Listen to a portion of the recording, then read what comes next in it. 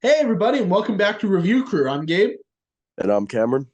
And this week, because of the Boogeyman, we decided we were going to talk about some of our favorite modern horror movies from 2013 to this year, 2023. Before we start, Cam, how you doing, buddy?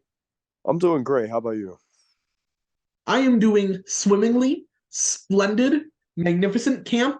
I got to tell you, buddy, we're recording this on June 8th. And do you know what June 8th is, Cam? What?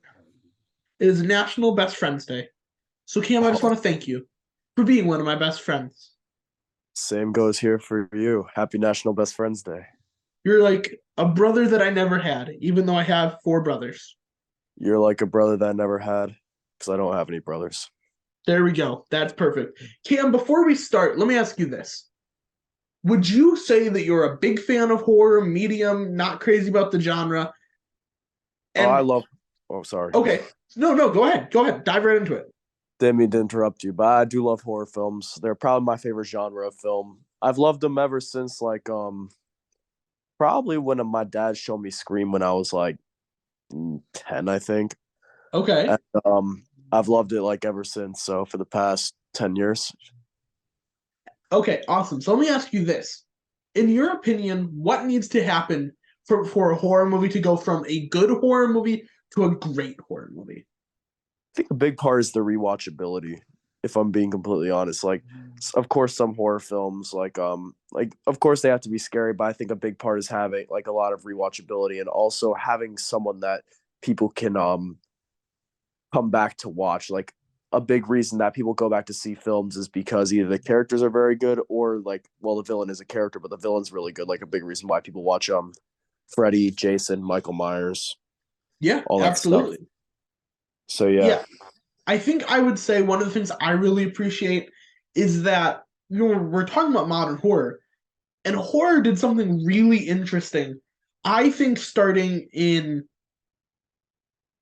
2012, it you can really start seeing it in 2014 with a movie that we're going to discuss later on in this list, where horror actually started being a genre that was used to fight for social justice and to talk about really complex issues in the I don't know how you would say it in the manner of being a horror movie while also bringing up big topics. Do you agree that this kind of trend explodes in modern horror? I will, sorry. I will say that it definitely explodes recently, but that's a big thing about horrors. Horror's always been talking about it. Like of course films like the Living Dead series have always talked about it, and even my favorite horror film, Black Christmas, made in 1974, talks about a big plot point is that the main character wants to get an abortion, which of course like a very and she was arguing about it with her boyfriend who didn't want her to get an abortion, which is a very taboo topic, especially in the 70s. Yeah, 1973, Roe v. Wade passed. 1974, Black Christmas. So I agree with you. So you would say that your favorite horror movie of all time is Black Christmas. Yes, I would. Okay, epic. I watched that for the first time with you, and I'll just tell the audience it has an ending that will send chills down your spine. So I dragged a beanbag into Cam's living room and slept there because we watched It's the a true movie in my story. living room. It's a true story. True story. I would say my favorite horror movie is not as you know what it does a lot to discuss mental health and people being gaslit. But for me, I've got Nightmare on Elm Street 3, The Dream Warriors. It's a movie that, while is still like a gory Nightmare on Elm Street movie, it's also pretty hysterical. Like these kids get superpowers to fight against Freddy Krueger. Oh, it's so good. It's definitely my It's favorite movie. it's so much fun. For a modern horror movie, because we're doing 2013, I didn't get the opportunity to talk about this one. My second favorite horror movie of all time is Sinister. Scott Derrickson directed. Ethan Hawke is killer in it. And without giving away too many spoilers, I'll just say it's about a man who is investigating these true crime murders, and they really start haunting him. Do you think that's a fair synopsis? Definitely agree, but you should watch the movie yourself. Yeah, absolutely. That it's one where not too many horror movies have like a big plot twist. This one has a big plot twist and pulls it off, in my opinion, exceptionally well. Cam, are you ready to dive into our first year, 2013? Let's go. Do you want to go first, or would you like me to? How about you go first now? Okay, so for 2013, I have The Conjuring, starring Patrick Wilson, Vera Farmiga as Ed and Lorraine Warren. The Conjuring is really interesting because, in some ways, it tries to be true crime because Ed and Lorraine Warren were real people. Um, and so that's why I'm gonna say I personally don't think the Conjuring series ever really gets too scary. I just really appreciate how brutal and claustrophobic it feels sometimes. One of the things that series does really well is taking these unexplained true crime supernatural things and tying them in. For example, Annabelle the doll and Conjuring is its own cinematic universe. And I think they do that really effectively because we know that we should be scared of these things because they're real, but how evil are they actually? And I really like that that's the question James Wan is asking throughout The Conjuring. Are you a fan of The Conjuring, Cam?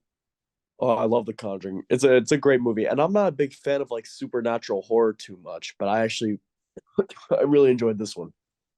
Yeah, I will say like just quick, and we're gonna Cam and I are both big horror fans, so there's probably gonna be a lot of honorable mentions and little horror movie recommendations.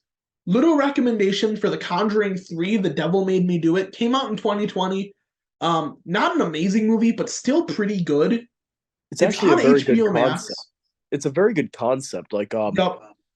You could argue it's even better than the first concept. The first one was just executed so well. Yep. But yeah, so just plug for The Conjuring 3, The Devil Made Me Do It. I enjoyed it. It seems like a lot more than some other people did. And it's not my choice for 2020, so that's why it's an honorable mention. But it's one of those movies that the Conjuring series, and particularly the first, but I think also the third, do a really good job of is nailing their atmosphere. It nails both being a mystery because there's paranormal investigators trying to figure out what happened, and also just the crushing weight of darkness that's on them. And I really appreciate that. Cam, do you want to go ahead with your 2013 choice?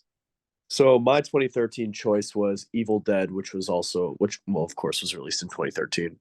So at the around this time, this is definitely towards the back end of a lot of studios releasing remakes to films. Like we had films like The Texas Chainsaw Massacre, Friday the 13th, Halloween, Nightmare on Elm Street. A lot of these movies got remade, and so this was definitely towards the end of it. So around this time, they released Evil Dead, and I think it's a great movie, and many people agree with me because I think a lot of people think it's a very stellar installment to the Evil Dead series. And it's super gory, and it tells basically the same exact story, but it has its own little things that make it unique. And I think I just really enjoy it because I'm a big fan of the Evil Dead series. Gabe's known that. We've watched Evil Dead Rise together in theaters. Actually, yeah, we did. But yeah, I just think it's a very good film. I think I like the little things they add to it, and it's just a great installment. And you gotta love Ash's end credit scene. Yeah, we're gonna talk about another Fede Alvarez movie. At least I will. Later on in this list, he is an exceptional horror director who I don't think gets enough credit. This movie is disgusting, and somehow Evil Dead Rise only gets worse.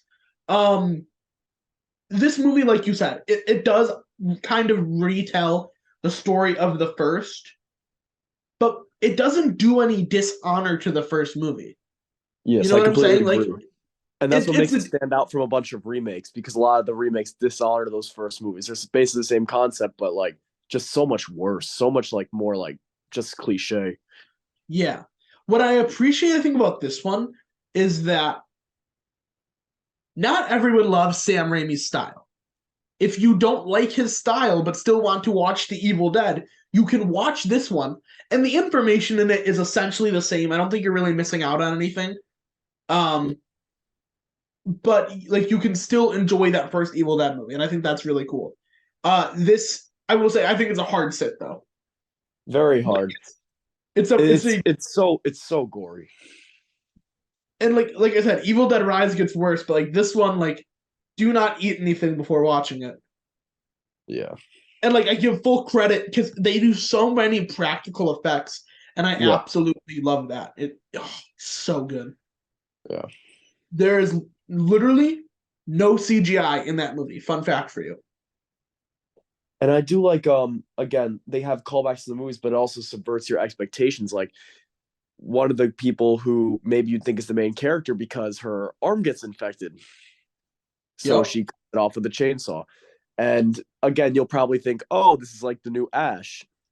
But no, she ends up becoming a Deadite anyway. Yep. So again, I do like when those movies subvert your expectations on who the main character is. I always appreciate that little nod to like films like Psycho and Scream. Yeah, I also just appreciated the ending. And I'm gonna say, guys, we are gonna spoil some of these movies, especially the ones that came out like 10 or 11 years ago. So, spoilers, if there's a movie on here that has like a big plot twist, we don't need to discuss it. But what this movie does really, really well is it sets up a sequel in a simple way. You know what I'm saying? Yeah. Because the end of the movie, the Notorium Demento, which is the new Book of the Dead, she thinks she's won, and then it closes itself, and you're like, girl, this is just gonna keep harming people, and I really appreciate that. I like that, like it leaves it like she's gotten help and she's probably fine, but like more people are going to be hurt by the Book of the Dead, and I like that a lot. You gotta So love yeah, it when I a horror movie leaves you with a good sense of dread at the end. exactly, and I think like the movie that, in my opinion, has done that more than any is Black Christmas. I have never like dread something more than that movie. Because Yeah, oof baboof. such a good movie. All right. Speaking of sense of dread, for 2014, I have It Follows, and I do want to extend a little bit of a trigger warning for It Follows. It deals with some very heavy topics, so I do encourage maybe just doing some research, seeing if maybe this movie is going to bring up some things for you that you can't handle. So I do encourage everyone to do their own research. Essentially, It Follows is about a curse. This movie is very vague on what the villain or monster or whatever is. Um, I think a curse is probably the best word for it that is spread through sex. And so what happens is people who are cursed are having sex with people because it's the most recent person to have sex is the number one target of the monster. And so people are like having sex with people and betraying them to, to try and have the monster kill them. And it's terrifying. It in some ways it feels like one of those puritanical 70s movies. Because like in the 70s and 80s, a lot of the horror movies tried to become, in my opinion, a little bit moralistic. But I think It Follows does that in a way that's not puritanical, but is instead like a satire of those. Would you agree with that, Cam? I would agree. Like definitely from the 70s and 80s, you had a bunch of horror movies that kind of big thing that they had was sex equals death. If you had sex in a horror movie, you're probably gonna die. So it definitely does kind of give a nod to that, but I'm more like as you said before, a what's it called? A Satirical? satirical sense. I do like this movie is terrifying at times. Like of course, like probably one of the more famous terrifying scenes is when the tall man just walks into the room. That's just Yep. Oof. Yeah, that is terrifying. So I will say that like the way the monster in this manifests is it takes the form of whatever it wants to. And so it takes the form of people's parents. It takes the form of like random faceless creatures. And then, as Cam was talking about, at one point, it takes the form of a like 7.5 foot man, and they got a huge guy to do it, and it's terrifying because all the characters have this slow, plodding walk, and they are going to get you.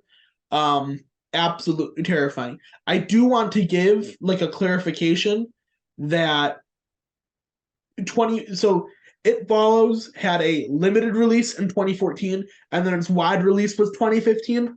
So I have it at 2014.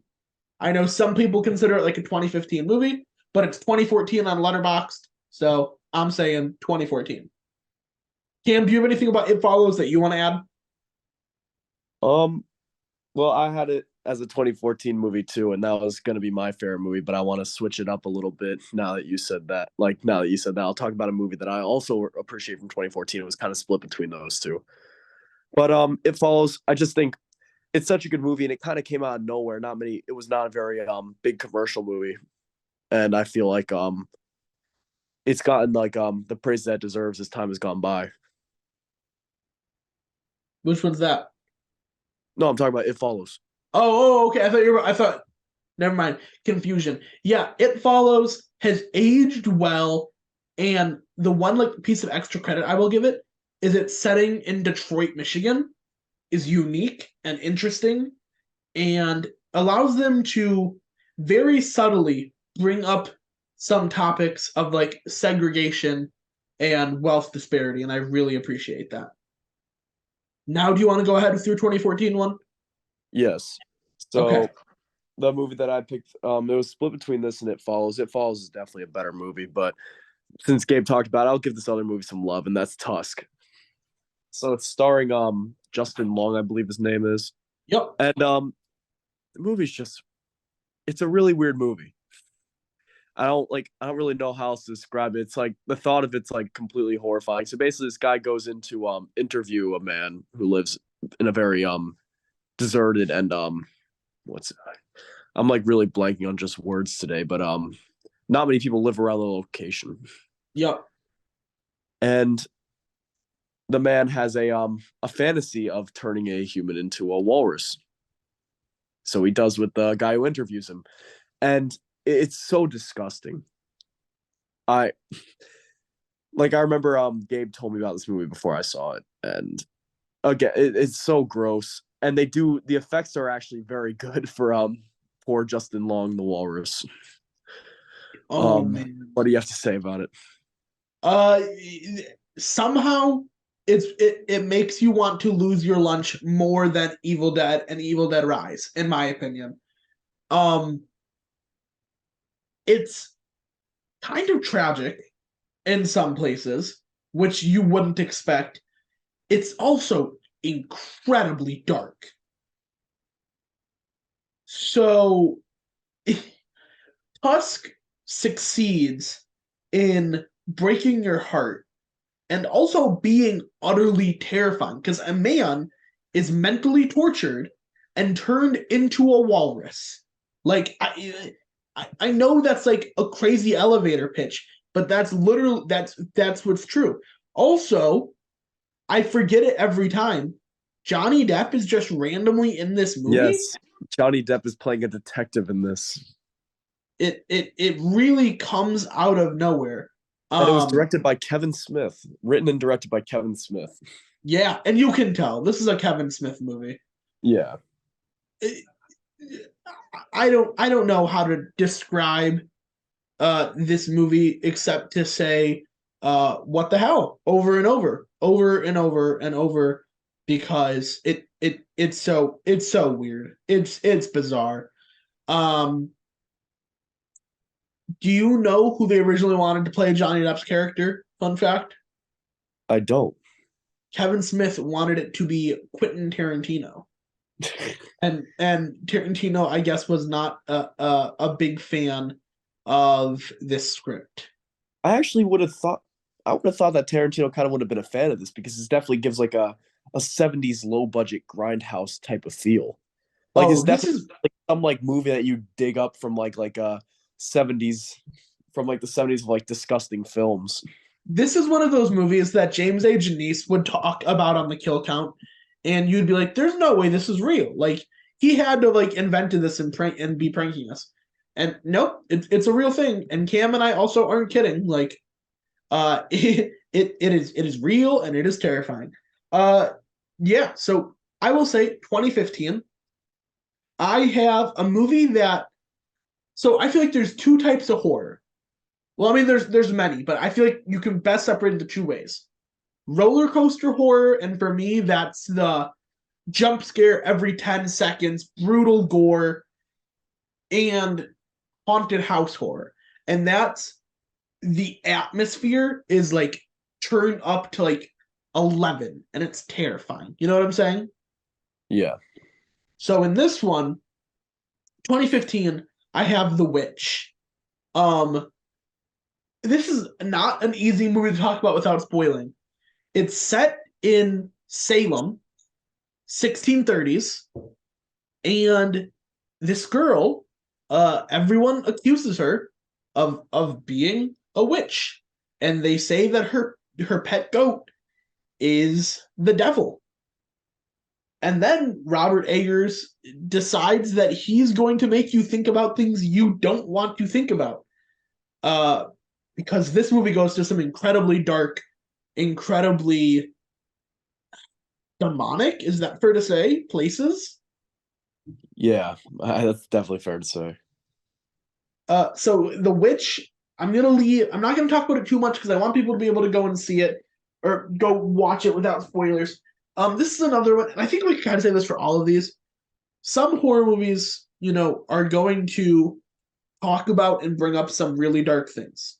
So just trigger warnings for everything. Always, do your due diligence and make sure that this isn't a movie that's going to trigger you. Um, I will say The Witch is anchored by the performance of Anya Taylor-Joy. She is exceptional. And then Ralph Ineson plays her father, and he also knocks it out of the park. He is a very like puritanical, 1630s. I am your father, and you will do what I say because you are a woman and I am in charge. And that's almost as terrifying as like the idea of the witch. And I love that this movie takes the idea of a witch and like discovering dark demonic powers and turns that into a metaphor for a woman finding her strength. It seems like it wouldn't work, but it absolutely does. And I know this movie has not only launched the career of Robert Eggers, who made, I don't know if we call The Lighthouse a horror movie, 2020. Robert Eggers is directing an adaptation of Nosferatu, and it seems like he is going to be one of the cores of horror moving forward. So I love The Witch. It's a hard sit, but it's really good. I'm so excited to see what he does, and this is such a great start into the horror genre because The Witch is such a great movie. Yeah, It's absolutely. it's just the atmosphere is so terrifying. It's a beautifully shot movie. Very good set pieces that he always gets from scratch too. He always builds his set pieces from scratch, just like in The Lighthouse, which I do consider a horror movie. I think there's Yeah, definitely scary stuff. It's kind of like a little bit like The Shining on crack. I kind of feel like yeah, absolutely. Cam, have you seen The Witch before? I have. And what describe it in one word? I was gonna say like fall. It's a good Okay. fall. Yeah, no, it's I would agree with that. I will say it's slow, Yes, and so some people aren't gonna like that. yes. Like my dad wasn't a big fan of it. I remember we watched it together, Okay. and Yeah, like it's like some people aren't gonna enjoy the slowness of it. And I'm gonna be completely honest. Like I think it's a great movie, but some like it's not one that I'm gonna rewatch all the time because it is a slow movie. Like it's not the it funnest watch. it's kind of like Joker though, in the sense that what you see is so, I'm gonna say profound, but profound isn't like the best word. Maybe perverse, honestly. That it kind of sears itself in your brain that you really only need to watch it once. You know what I'm saying? I completely agree. Yeah. So Cam, what do you have for 2015? So for 2015, I have Krampus. All right. Um, Interesting choice. Explain. so as you can see by my favorite horror film of all time, maybe I'm just a fan of Christmas horror films, but I just really enjoy it. It like I actually do find it kind of creepy at times. It's definitely a fun movie to watch with like around the holidays. You could definitely watch with your family too because it's not too it doesn't get too intense. It's not No. very gory. Are there any deaths in this movie? I know people are captured. People are captured by Krampus. I don't. I'm trying to think if there are any deaths, but I can't think of any. I can't think of any either. But So I agree with you. Like this is one that you can watch. Obviously, like not like a 5 year old, but it's a good introduction into horror. it's And I think definitely one that's of kind those of good introduction films. Yeah, and I think that's kind of a lost art because like you can't start a kid on Saw. You know what I'm saying? But like, you kind of want to get them slowly working their way into it. And I think this is a really good one. And I think this is honestly what I used on my little brother Barnabas to get him into horror. Yeah. Quick question though, what was your introduction movie?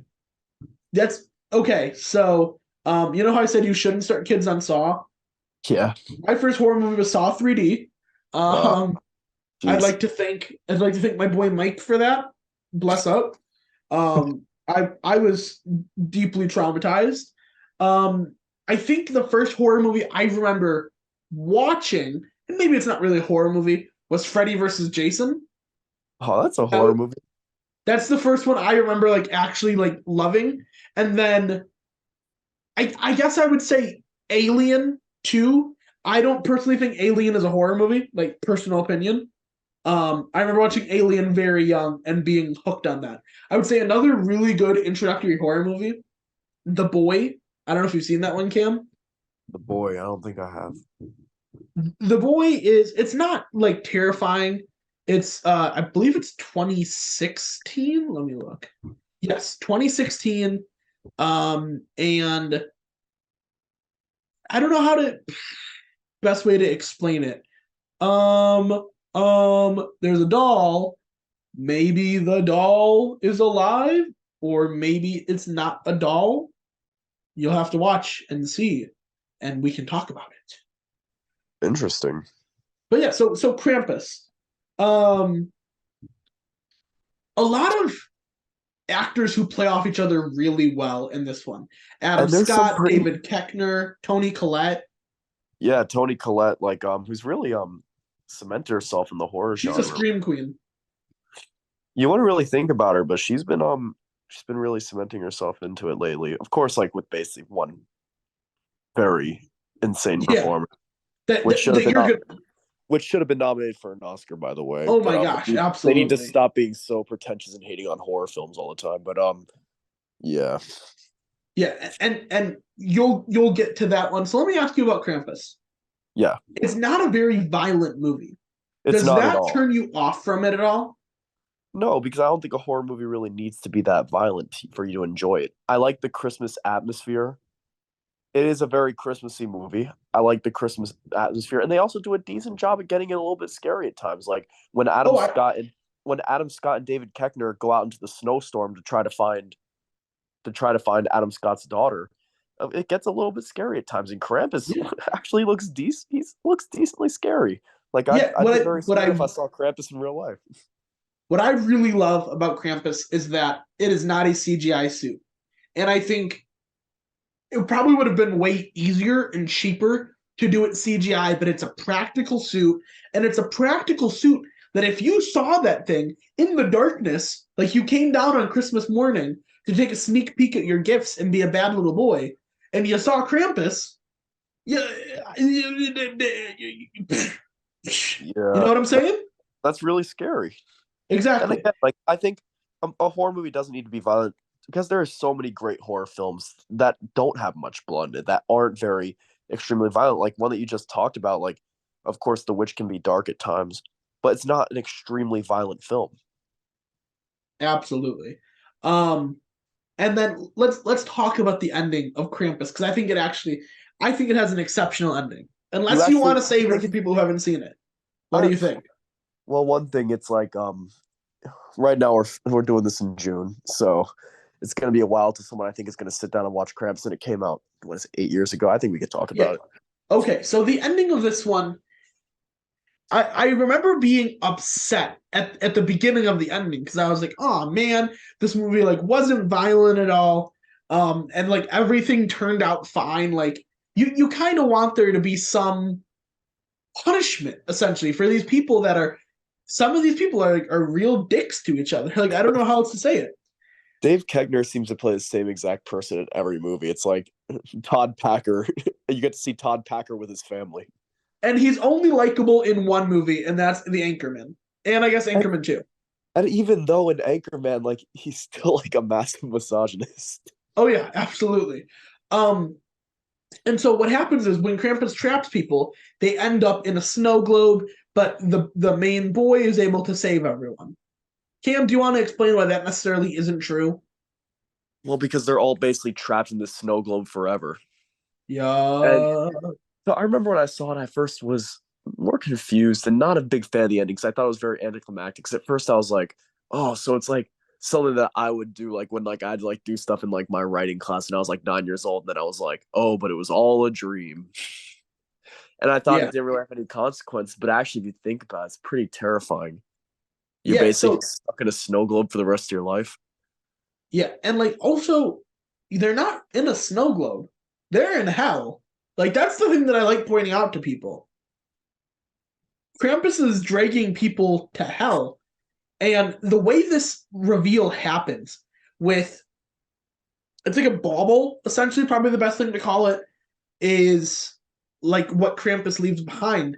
And so this family, like, it seems like they've forgotten everything and they're unwrapping gifts. And it's one of those things where you're like in the back of your head, you're like, why is the camera still rolling? And like you expect the credits to start, and Yeah. they unwrap, and then they see the bauble and slow pan around the room. You see everyone's faces as they start remembering, then pull out, and they're in the snow globe, which means they are trapped in hell. And it keeps pulling out, and there's thousands of other snow globes of everyone that Krampus has dragged to hell for ruining Christmas. And you just sit there. And, like, it's one of those endings that makes you add like a full star to your review of the movie. You know what I'm saying? Yeah, this is why that kid shouldn't have took a dump on Christmas. Come on, kid. Just screwed it for your whole family. Exactly. Now your entire family is in hell. So Way are to they always go. gonna be is it basically always gonna be Christmas Day then? I, Like I I know don't I know. think That's it's an fine, but interesting like I question. wanna know like your interpretation on it because like I Yeah, kinda always took it as they're always gonna be stuck in that like one atmosphere for like the I rest of think their they're perpetually going to be tormented by Krampus. yeah. Like I think Krampus will come again like earlier that day. Oh bro, that's terrifying. Moral of the story, if you celebrate Christmas, don't hate on Christmas. Amen, sister. I completely agree. All right, so 2016. I think this is an incredibly underrated movie directed by Fede Alvarez. I have Don't Breathe. That's a great film. Don't Breathe. So it's interesting because horror for a little bit did this thing where they essentially deprived you of your senses. Like Bird Box, you can't see. A Quiet Place, you can't speak. In this one, you also can't make any sound. Um, and so this movie, these I kind of want to say it's justice, but it goes too far. Obviously, these kids break into the house of a veteran to steal his money because he is blind. This veteran has incredible hearing and is a highly trained killer. He's played by Stephen Lang, who is one of the only good things about the Avatar movies, at least in my opinion. Um, and these kids have to be deathly quiet while this blind man is coming to get them, and it is tense and terrifying and brutal and just so much. It uses sound geniusly. It's also one of those movies that like it doesn't have too many jump scares, but the ones it has like will get you. They will grip you. So I just love Don't Breathe. I enjoy Don't Breathe too, but I'm not like absolutely crazy about it. Cam, do you have thoughts on Don't Breathe? So don't breathe. It's a great idea for a horror film, and they execute it very well. It's very tense. Stephen Lang is very convincing. It's basically kind of like his character in Avatar on if he became blind.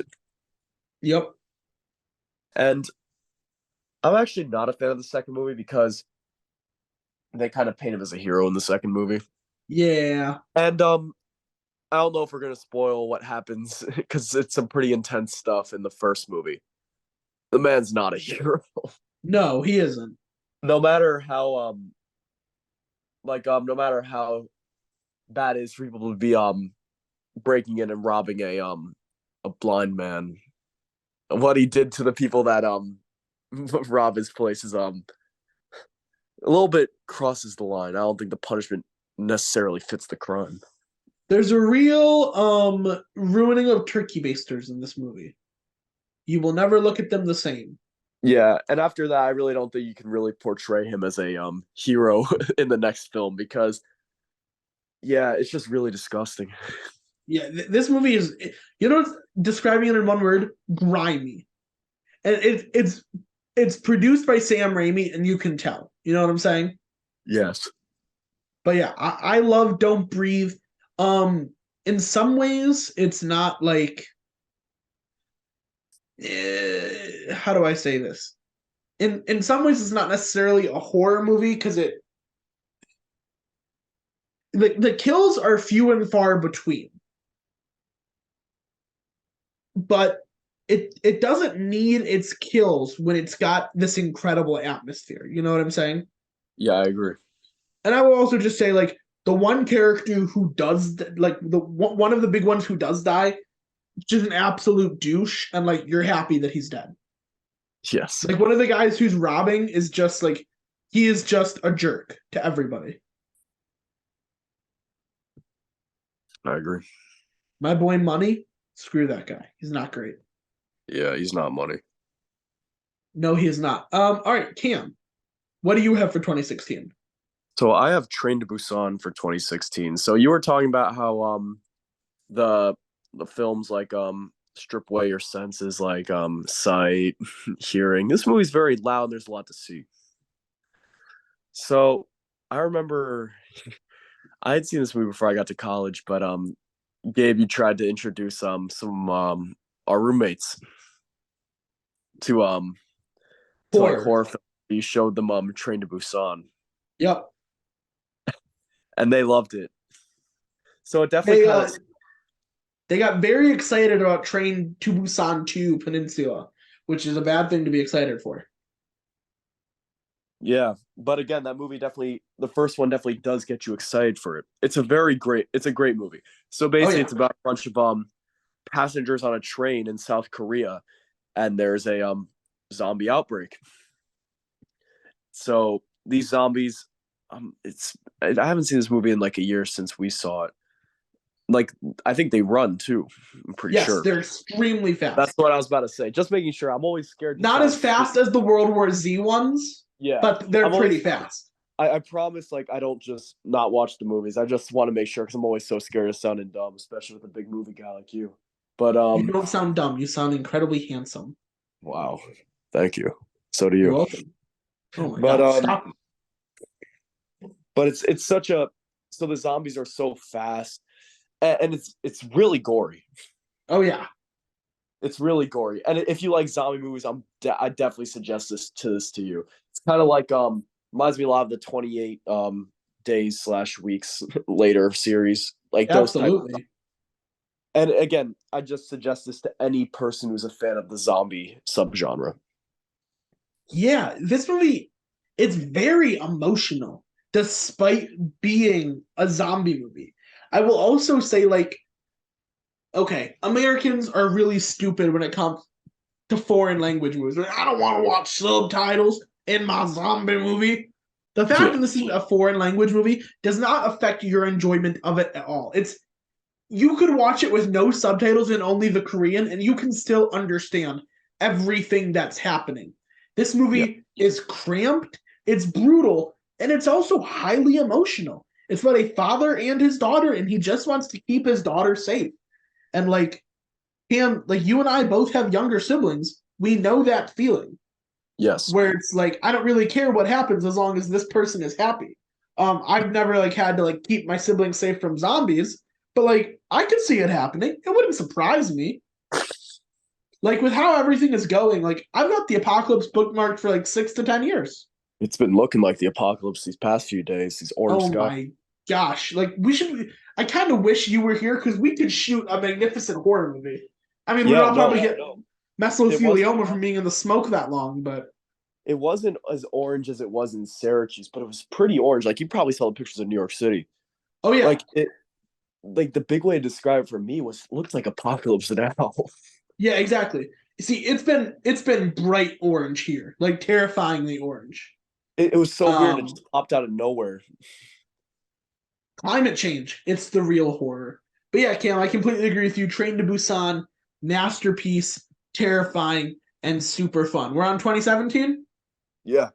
and we have the same one here. It's really the only choice, so we can talk about this one together. Jordan Peele's Get Out. A horror masterpiece. I have this in my top 10 horror movies of all time. Do you also? Yes, I do. Okay. So I'd be very surprised if anyone hasn't seen Get Out now, because if I feel like the people who are going to be listening to this episode are the big horror fans, and if you're a horror fan, I feel like you've got to see Get Out. Get Out is a bold movie that has a lot to say about race relations, and it does so in a way where the real horror is humanity, but it's also got some supernatural things in it, and I really appreciate that. I think Jordan Peele, he's a genius. Spinning off of Get Out, Cam, do you like the movie Us? Do I like the movie Us? I think it's good. I probably was disappointed a little bit just because I love to Get Out so much that when Yeah, I had very high expectations for Us, probably unfair expectations. But I definitely think it's a good movie. It's just yeah. it's just so hard to top Get Out. So I think that's why it's gotten not the nicest reputation. But I would say I still think it's a very stellar movie. I think Us is it's also just a confusing movie, and that's okay Yes, I because agree. it's got a lot to say. But like, it's one of those movies that gets better upon rewatch, in my opinion. I agree. And then let me ask you this: do you consider Nope a horror movie? I don't know. Because I don't That's a movie that I've personally. only seen. That's a movie that I've only seen once, so I probably do need to watch it again. I think Nope's intro is a horror movie because it is a monkey going ballistic on the set of a show. But then it really becomes like an alien movie, and I just don't think it's really horror, in my opinion. But talking about Get Out, there's really nothing we can say about this movie that hasn't already been said. So we don't have to beat a dead horse, which is now think about it, that's a weird expression. Um, very Yeah. horror. But Get Out is just it's one of those movies that every time you watch it, it gets better. I do want to talk about the end of Get Out though, because it is truly horrifying. A character has just fought for his life, and he is covered in blood. He is an African American character, and he thinks everything is going to be okay. And then the police pull up, and for a second, you think this movie is going to take a hard turn into a very, very depressing ending. And it was the original ending for the screenplay. It was actually filmed too. There you go. And thank God, expectations subverted. It ends up being one of the character's best friends who works with the TSA. But that ending, masterfully done. Because you all know exactly what's going to happen. And there's some length and some build up to this. You know what I'm saying? Yeah. So yeah, I love Get Out. Do you have anything you want to say about it? Again, it's tough to say anything new about this movie that hasn't already been said. It's it's one of the best horror films of all time. Probably the best horror film of the 2010s. Yeah.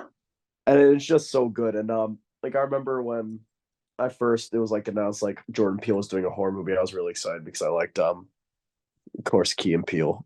I Oh liked yeah. him. Absolutely.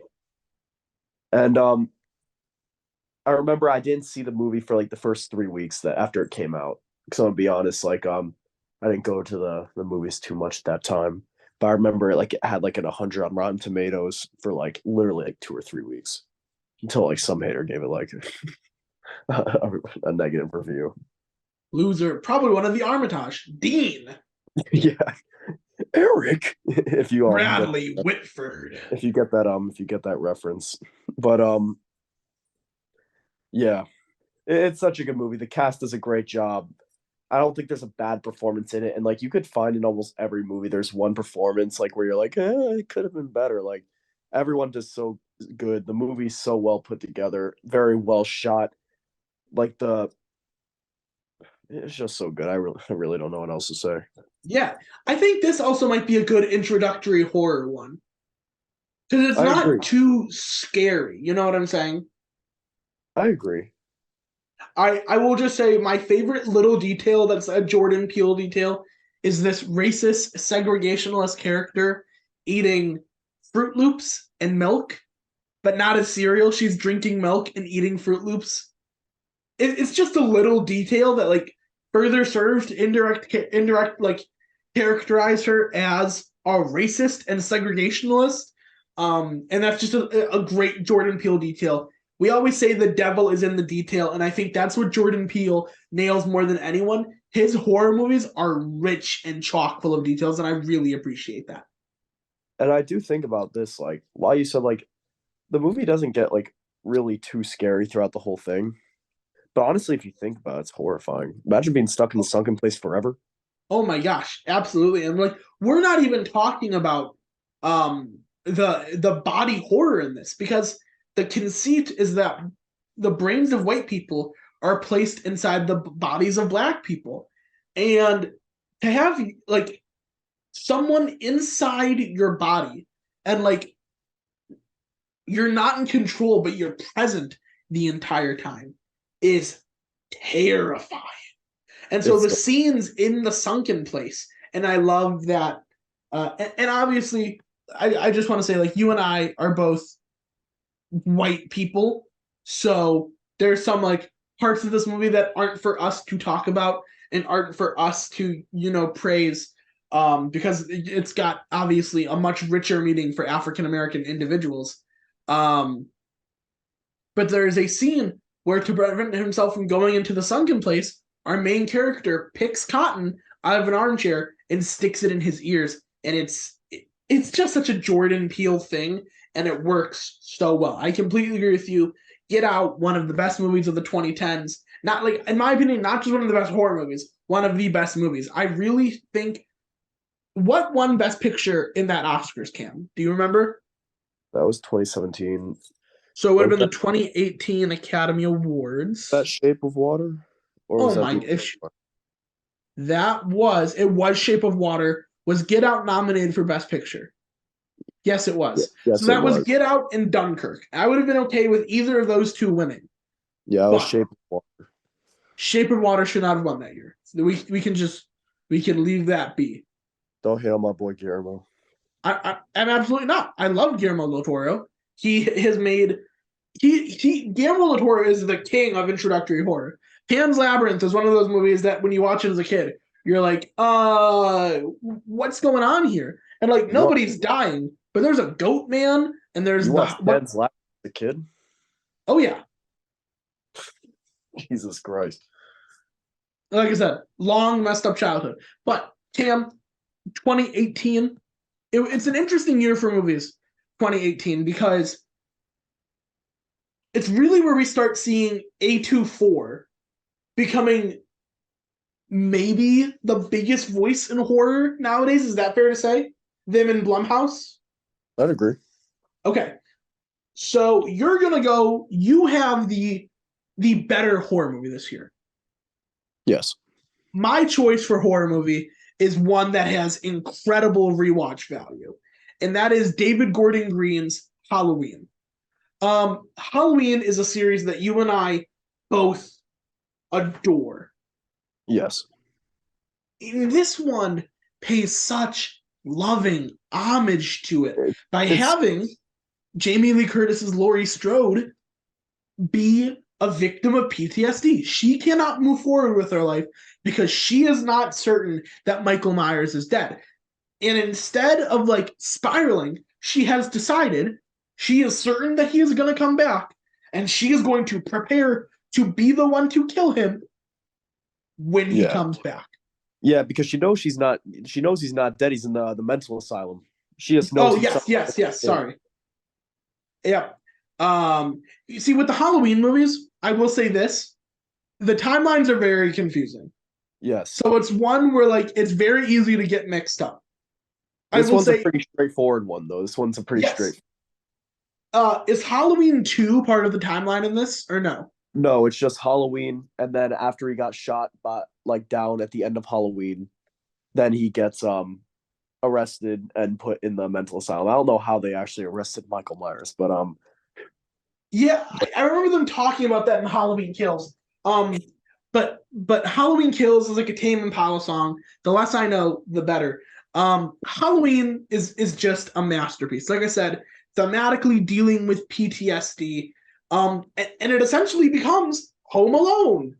And I really like that sequence in this movie where Laurie Strode is like you want to torture me, ruin my life, bring it on. And it's brutal and claustrophobic, and it's just so good. It's such loving homage for a series that was really spiraling out of control and didn't really know what it was, because you had Halloween, The Curse of Michael Myers, where they introduced the druids, and then you had H2O, where there's the college and all that stuff. Um, it always felt like a series that didn't have a clear sense of identity. This one absolutely does, and I love it. It does an excellent job of moving the series forward in the David Gordon Green timeline, and unfortunately, they moved it in the wrong direction by making two bad movies. Um, but they excel by using John Carpenter's score and everything about his movies that work. And I give a lot of credit to it to Danny McBride, who is apparently a fierce defender of the original movies when he wrote it, and he knew that he wanted to pay absolute homage to it. I think this movie really goes from good to great when Michael gets the mask back in the first act and puts it on, and the music it gets you and it goes. Uh, it's just awesome. It's an excellent sequel, and I highly recommend it to everybody. It's pretty great. I completely agree. So this is a really special movie to me because like my dad introduced me to the Halloween movies, and by the way, like the Halloween series seemed to be going. I didn't think that I'd end up seeing like a Halloween film in theaters, and then this was released, and I watched it with my dad in theaters, and it was such a great movie. It's a very fun movie to watch. It's you get to see like Michael Myers at his most ruthless. It's very gory. Like one part like he literally stomps on a guy's head and like it like explodes like a pumpkin. Yep. And it's a very fun movie. And I watch it. I watch that in the original Halloween every Halloween. Yeah, and just real quick, honorable mention: Halloween 3, Season of the Witch, It's very underrated. doesn't doesn't at all belong with the rest of the Halloween movies. It has nothing to do with them. As like a horror movie like removed from that series, spectacular. The ending you and I talk about all the time, it's one of the best endings to a movie that I can remember. I the the ending the ending stays with you for a while after you watch it. Yes. Like the movie as a whole, probably not spectacular, but the ending and what is happening. And I say, Cam, I say we don't spoil it. I say if anyone is looking for a fun horror movie, um, with an ending that is electric, watch Halloween 3, Season of the Witch. It's a decently gory movie too. It is. It really is. Yeah.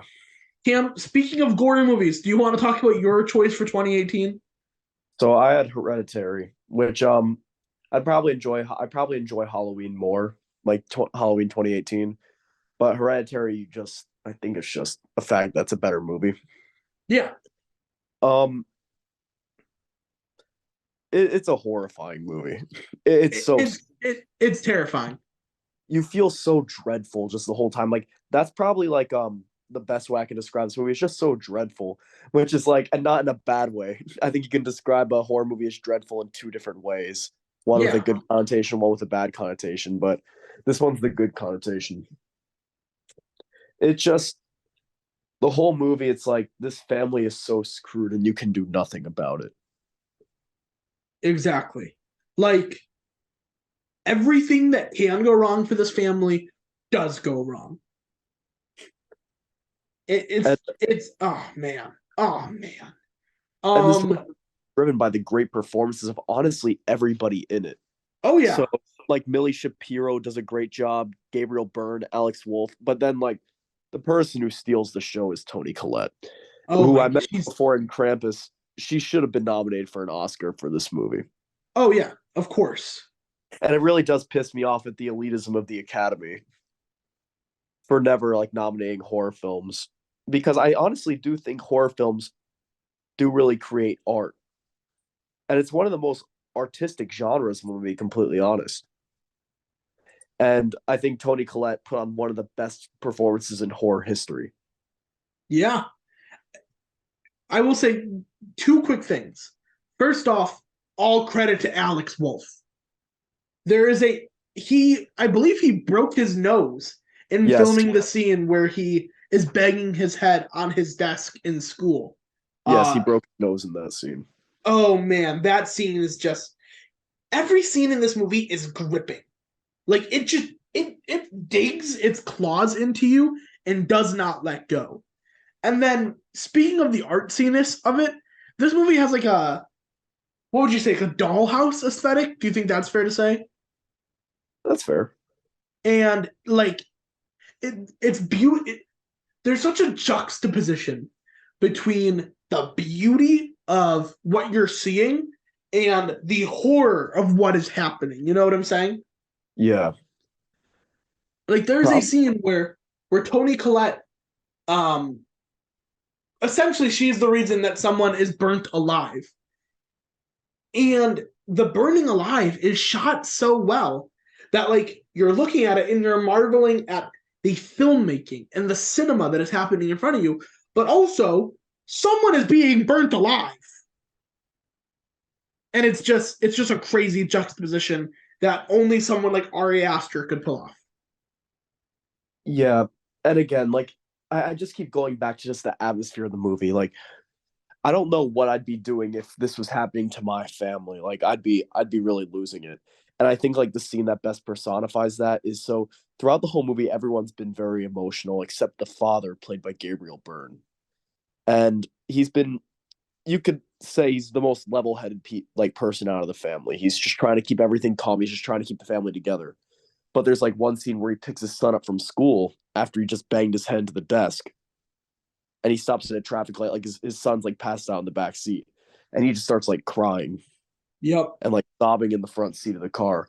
And I think that's like honestly that's probably how I'd act. I'd probably try to keep calm throughout most of this, and then I think it just like really breaks you down. But honestly, that's how I'm feeling at the end of the movie. I just feel so broken down. Honestly, just like the characters, which it kind of the story kind of relies on, is breaking these characters down. Yeah, this family is torn apart by like nefariousness. Oh, Like, it's so disgusting. and the worst part is Nefarious is nothing. the perfect way to describe it. Thank you. The worst part is nothing is the family's fault. Yes. Like the catalyst is the death of the daughter, and the brother blames himself. But like the girl was having an anaphylactic shock and needed air to breathe, so she sticks her head out the window and is on. We do need to say, like, especially for this one, trigger warning, right? Like this is a some people should not watch this movie. Yeah, I just want to make that very clear. Um, and what happens to the daughter is very unfortunate, and everyone holds it against the son. It's not at all his fault. And so, because of the daughter's death, everyone starts spiraling, and then you start learning that like this family, like this was always cursed to happen to them, and it's terrifying. This movie Damn is you, is Tony. just scary. Damn you, Tony Collette's mom. Toni Collette's mom is a trifling hoe, and I stand by that. Not Toni Collette's real mother, her mother in the Yeah. movie. I've never met her real mom. I'm sure she's a lovely lady. The scene that stuck with me the most is just like so scary because I know like I completely shit my pants if this happened to me. It's when like so he like Alex Wolff comes downstairs after the person's been burned alive. And there's a bunch of naked people in his house smiling like a bunch of weirdos. If I walk down to get a snack at night, which it's a nightly occurrence, 2 or 3 in the morning, I wake up, I'm hungry, walk downstairs. If I see some bastard standing in my like a corner, like completely naked, smiling at me. Like I'd probably die of a heart attack. Oh yeah. Like that seems Or is so this old that naked seems so scary. Like you see it through the background, you're like, all those people like just like naked standing in the background. And that starts like zooming on one of them. I'm like, ugh. Yeah, and they're old naked people, so it's saggy, and that's what's really terrifying. Yeah, Hereditary. What a movie. Moving on from Hereditary to something I don't want to say happier, but funnier. It's a movie made by Radio Silence. 2019, I have Ready or Not. Here's the elevator pitch for Ready or Not. There is a family who made a deal with the devil, and on every wedding night, you have to play a game. And most of the time, the games are fine. One of the game cards is hide and seek. And when that happens, the person who wants to join the family has to hide while the rest of the family tries to kill them. This movie is in many ways it's satirical, and it's not quite a horror movie. I don't know what's the best word to describe it. But it's just a movie that like you know the main character like needs to survive, and so you're cheering for that, but you're also cheering against the people who are like you're not just cheering for the character, you hate the people who are fighting them because They're it's so this it's sorry, go ahead. they're so miserable. It's Exactly, like they're you just feel like I'd like feel bad for the family because like they're having to do what they need to do to survive. But like they suck so much. The movie definitely gives you a decision.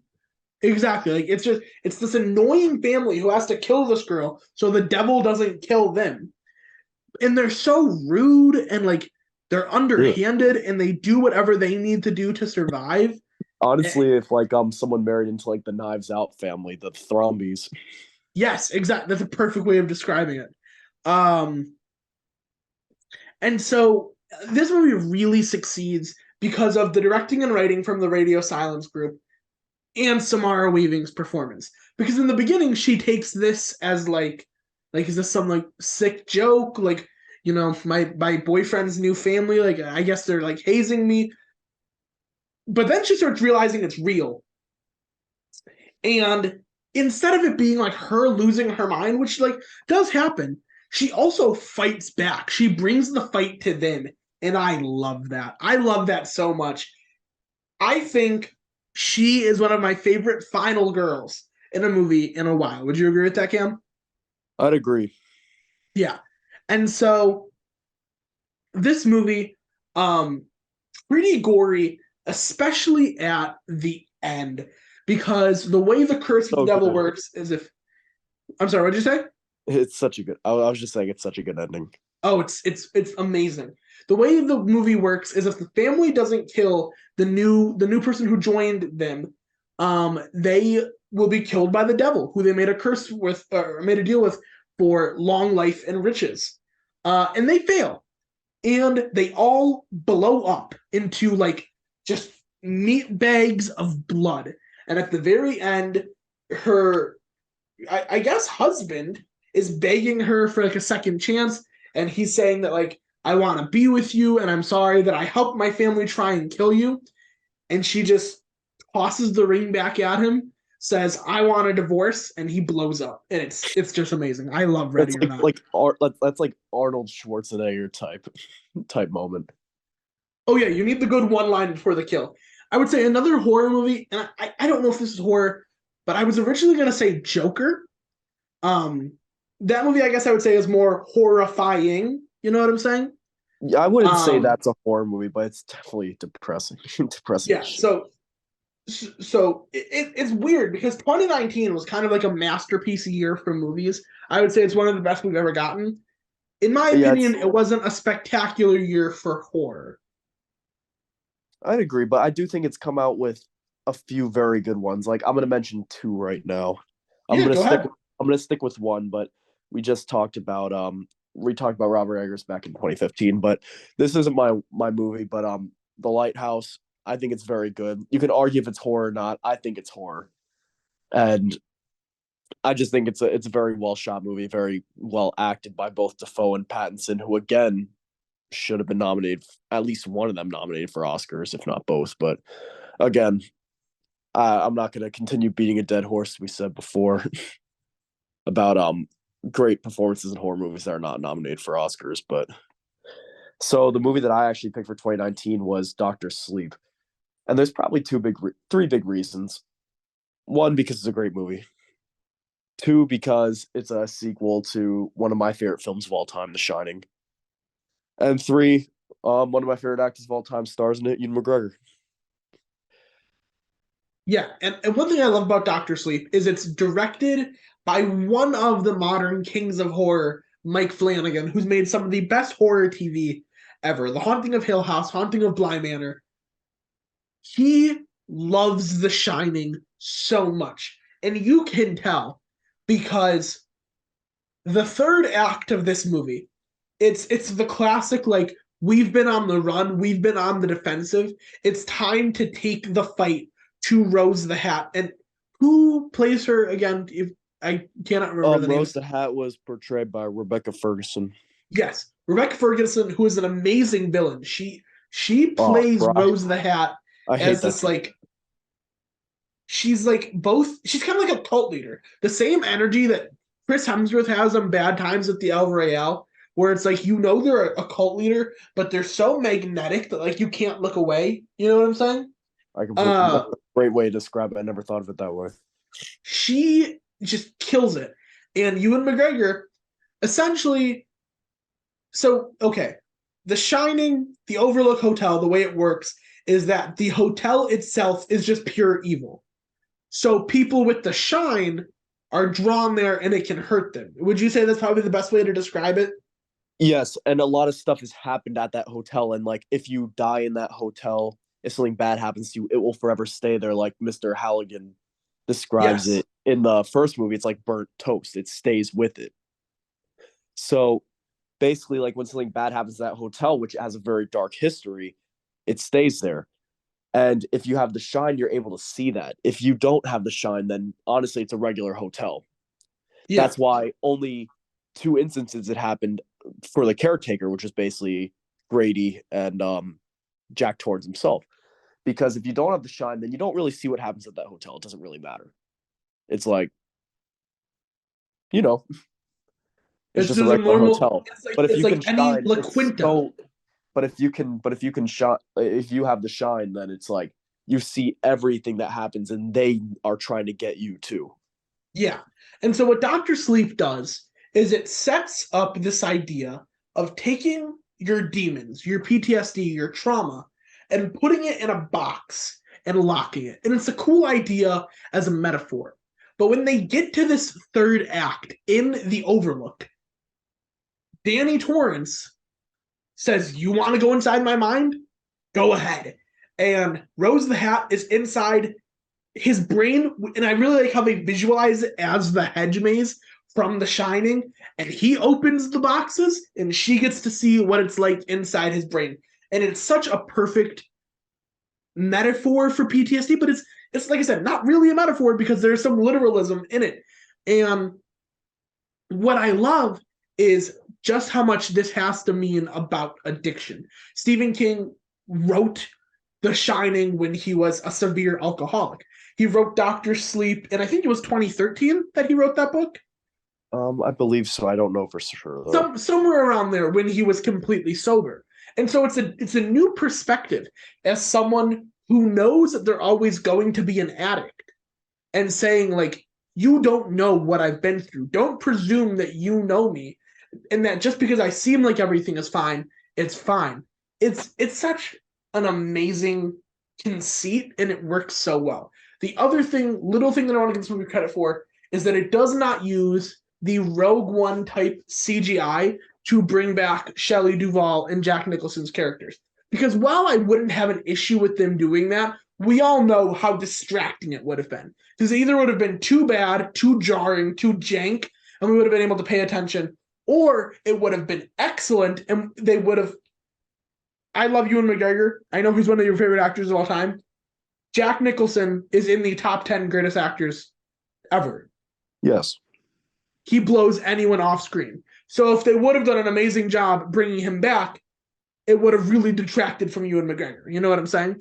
So I think Yes. the decision to get somebody who vaguely looks like him and who does a really good job getting the mannerisms in the bar scene is spectacular. And then finally, I just love that Jack's punishment for being a man who like gives into the drink and stuff like that is working the bar of the Overlook for the rest of his life.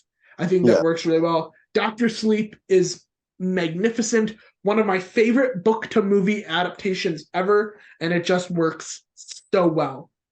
It's kind of like a little bit of a metaphor. Like I'm kind of thinking about this now. Like either you can overcome your traumas and addictions like Danny, or you can be stuck in them forever like Jack. Yeah, absolutely. And then the book, did you read the book, Cam? Let me ask you that. No, no, I didn't. I'm Okay. not sure. So when characters get the shining sucked out of them, it's called cycling out. And the book describes it as this really like terrifying thing. And I remember being like, there's no way they're gonna be able to match that. But they do. What they do exceptionally well is a cut between a practical suit of a dead body and the person's real like physical form of the actor. And they go frame by frame cutting through it. And you can see that this person's life is just being like drained from them. And it's one of my favorite practical effects that have ever been put on camera. I love it so much. I think it's so cool. So just shout I out for was that. surprised that they did that to Jacob Tremblay also because he's like one of the more Oh, hit actors. And like I remember like when they were like when the movie was starting to get like go into production, they were like naming the actors, and Jacob Tremblay was a bigger name. And then I was like, oh, that's really cool. Like the kid from Room, Wonder, not The Room, which is a far superior movie, but Room with Wonder. what's up? Oh He was yes, in Wonder. Wonder. Yes, yes. And the Bad Predator. And Yes. Oh man. Ugh. but yeah, and Curse then you, like Shane Black. but then he did like then they like killed him so gruesomely like halfway through the film. Yeah, Mike Flanagan was talking. He was like, the cast was like hyping themselves up and talking about how excited they were and like how menacing they were. And Jacob Tremblay just gives a really great performance. And they were all silent at the end of it, and they all like had to take a break because they felt like monsters. So there you go. For 2020, I have a movie that it was interesting because when theaters opened back up, the only thing that really killed, besides like I guess kind of Black Widow, was horror movies. 2020 had one of my favorite adaptations of a Universal monster movie. Obviously, number one is 2023's Renfield, which is Yeah. nothing will ever compare to it. Should be nominated for Best Picture when the Academies roll around, but it again, shouldn't be nominated. It should win. it should win for like almost every aspect. I think it's arguably on like the level of like The Godfather and Citizen Kane, Renfield. So, honest question though, Kim. Could you see Nicolas Cage getting like a Golden Globe nomination for Best Supporting Actor?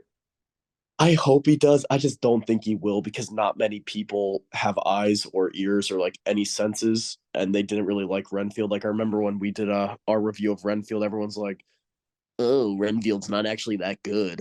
Like Renfield's one of the greatest films of all time. So sadly, I think a lot of people are just like jealous of how good Renfield is. So they're not going to think it's a great movie. I don't think he's going to get nominated for a Golden Globe, even though he should. But I could see him getting like a Saturn Award, maybe. I think he'll get a Or Saturn Award. But I'm just saying, like do we I give don't out get the Kids' Choice Award anytime? Do we still do that? Is that a thing? the Kids' Choice Awards. It definitely won't be a Kids' Choice Award movie. Oh, okay. MTV Movie Awards. Do we still give those out? Hell no. All right. Well, he's gonna get the Review Crew Best Actor Award. How about that? Well, he should. He should get the Academy Award for Best Actor. But again, like people just like to be like just like gross people and just like not like art. Man, I don't mean to be pretentious, but Renfield's a masterpiece. But speaking of masterpieces, 2020's The Invisible Man, directed by Lee Winnell and starring, oh man, I'm fully blanking on her name. Elizabeth. It's Elizabeth Moss. Thank you. Thank you. I was going to say Elizabeth Banks, and I was like, that is not true. Um, The Invisible Man, and I don't want to spoil this one because I feel like a lot of people haven't seen this just because it came out in 2020. Oh, that actually really Um, pissed me off is that not many people have seen it because it's such a good movie. exactly. it takes H.G. Wells' story of the Invisible Man and modernizes it in a way that honestly completely makes sense. Um, I think this is another very good introductory horror movie because there's not like a crazy amount of jump scares. It's more suspense. Would you agree with that? Yes, and one thing I think about this movie is it also talks about it definitely talks about issues, especially like abusive relationships, Oh which yeah. Renfield also talks about. But we're talking about this movie. Like it definitely talks about abusive relationships and like how hard it could be to leave those relationships. Like, of course, this is like to an extreme situation where this guy is actually like stalking her in an invisible suit, but definitely does bring about that fear that people who are in abusive relationships have of leaving that as a fear of the repercussions and like the get back that their partner is going to try to get. Yeah, and just the trauma of like the invisible man. And by the invisible man, we mean like someone who has hurt you so badly and you feel like they could be creeping around every corner. Yes. So I don't want to go into the plot of this movie just because, like I said, I feel like a lot of people haven't seen it, and it gets a little twisty, and it works well. There's there's one part that I think it gets too twisty, and so like if I were to rank this movies, I think it'd be closer to like the bottom of the list, or like I guess more towards the top. Like I think it's not as good as some of these personally, but technically it's a masterpiece. There's there's this conceit of putting something on the Invisible Man so you can see where he is. And there's a moment where this character, where Elizabeth Moss's character goes to the attic and she thinks he's in there, and then she feels something tugging at her like pants leg, and grabs a can of white paint and throws it on him, and you see like an outline kind of shrouded in the white paint, and it's awesome. They replicated that again with 2022's Prey, where the predator like kills a bear and then lifts it over its head, and the blood trickling down illuminates the predator, and it's amazing. And honestly, big honorable mention for Prey. I don't consider that a horror movie at all, but super fun, super great watch. I recommend everyone watch it. But yeah, The Invisible Man. Technically, it's a great movie. There's a lot of fights where it's like Elizabeth Moss kind of like pantomiming a fight because you can't see the other person. Lee Winnell directed a really great movie. I believe it was called Upgrade, where a man's body is possessed by a robot, so he doesn't have control over himself anymore. And just yeah, The Invisible Man works so well, super enjoyable, and I love it a lot. And I, also, Aldous Hodge just looks yoked in it. yes. Props to Like him. his Very. triceps, like he looks like he can crush a watermelon. Damn, I didn't know that was like your celebrity crush. It's not my. I mean, okay, Cam. Anyone who's in cinema masterpiece Black Adam Well, has to yeah. be. I I was mean, about to.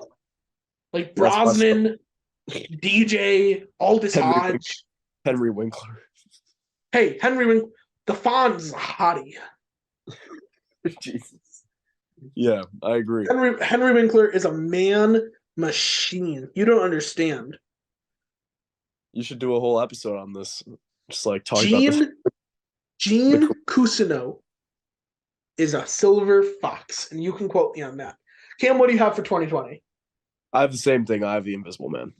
Okay, awesome. So again, you basically said it all. It's a very good movie. In a year that's probably one of the biggest down years that we've had in a while for horror. Like, and I'm not saying it was a bad year for directors. It's just honestly a bad year for humanity due Yeah, to exactly. the pandemic. So I'm not really gonna blame anyone, but that was definitely a bright spot in a very, very dark year. But Cam, wasn't there another movie from 2020 that you wanted to bring up? Yes, as a matter of fact, there was. Speaking of bright spots in a dark year, it was Halloween. I had at that time I had COVID.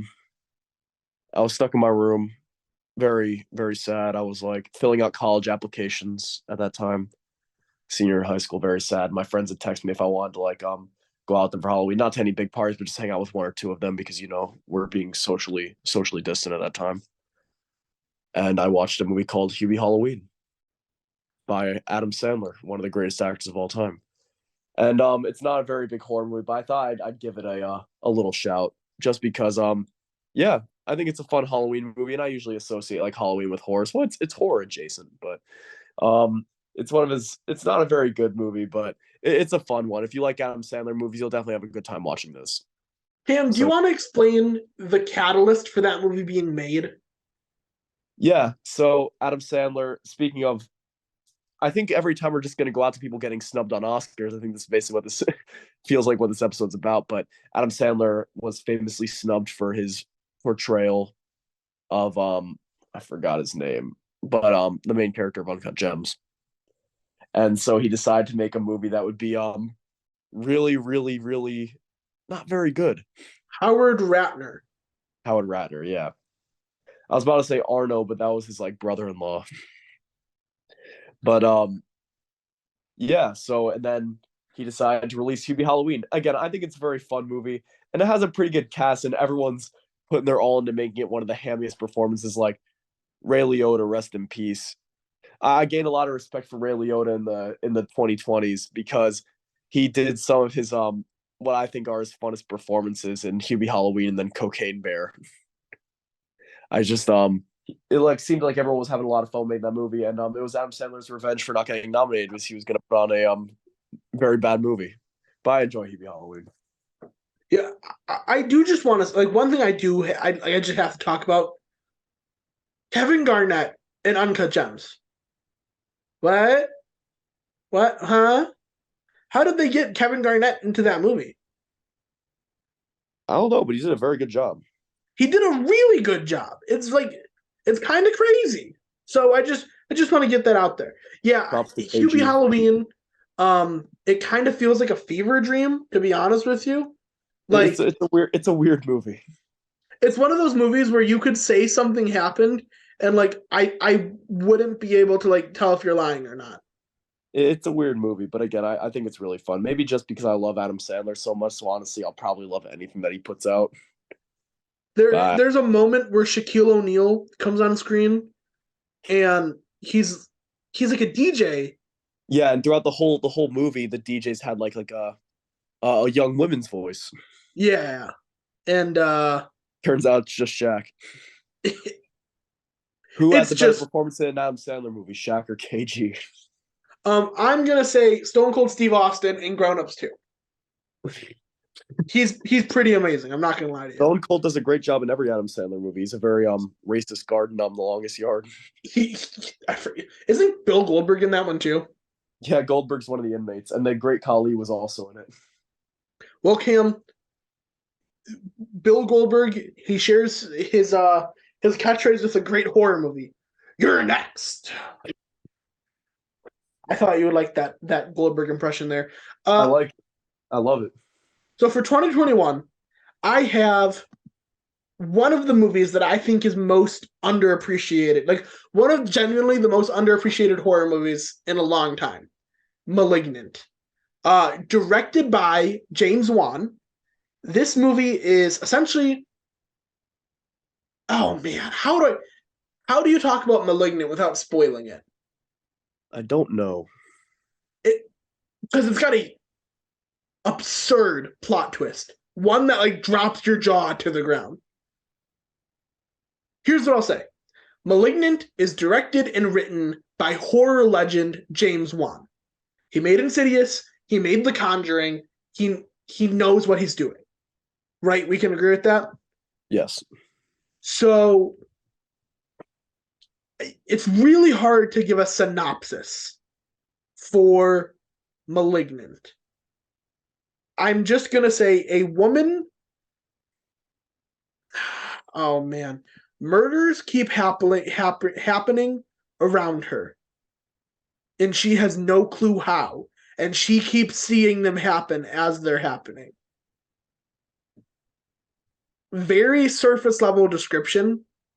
Please, if you've never seen this movie, and if you haven't heard of it, and you don't know the plot twist, please do not do any research on it. Don't like try and spoil it for yourself. It is genuinely one of the most bonkers movies I have ever seen. Like just go out of your way to watch it.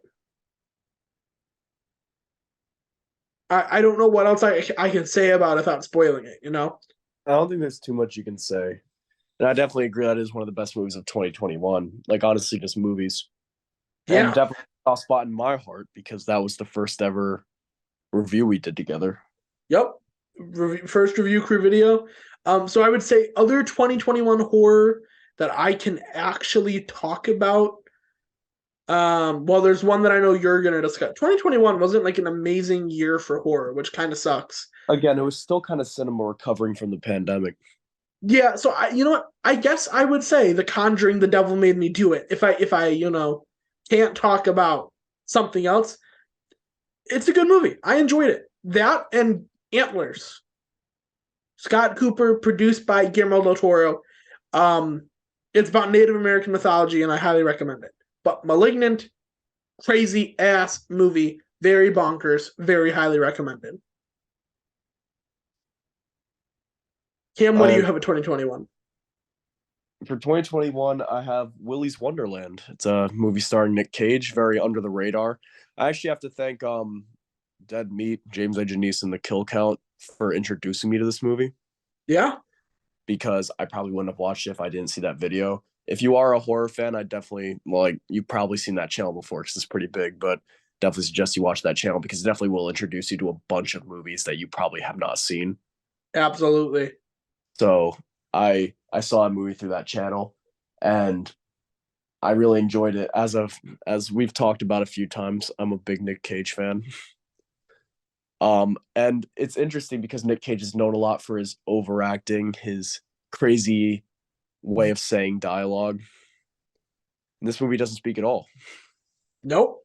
which was an interesting choice because I think a big thing, as I said before, that makes Nick Cage movies is like the way he talks, the way he delivers lines. And but like it's a very fun movie. I really enjoyed it. It's it's pretty gory.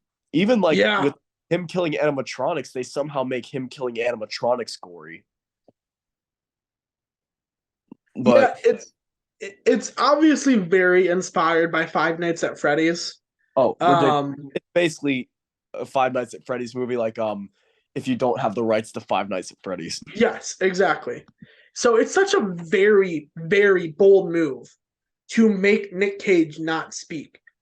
But he's a genius at acting with his face, and it works so well.